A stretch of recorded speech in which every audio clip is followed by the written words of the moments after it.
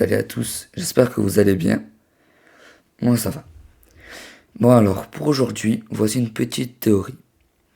Dans une ancienne vidéo, j'avais évoqué que le clan des étoiles ne pouvait pas prédire l'avenir. Eh bien, j'ai d'autres preuves et je vais appuyer sur le hors-série La promesse de l'élu et La prophétie d'étoile bleue. Bon, je préviens, ce sera un spoil de La promesse de l'élu, car je prendrai des arguments de tout le livre.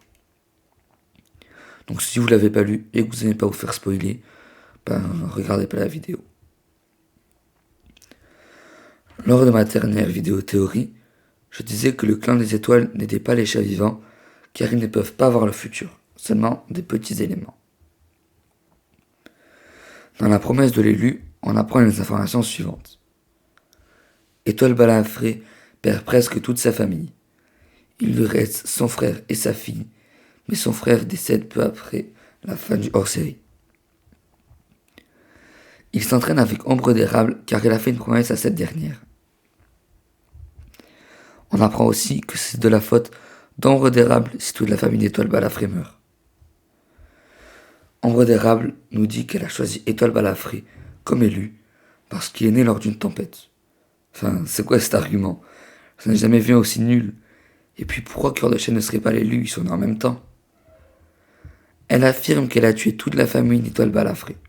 C'est faux, parce qu'il lui restait son frère. Mais bon, il est mort juste après. Donc voilà. Il lui restait sa fille, Rivière d'Argent, qui est restée jusque dans le livre 3 du cycle 1. Après, il a des petits-enfants et tout, donc l'argument d'Ombre d'Érable ne tient pas debout.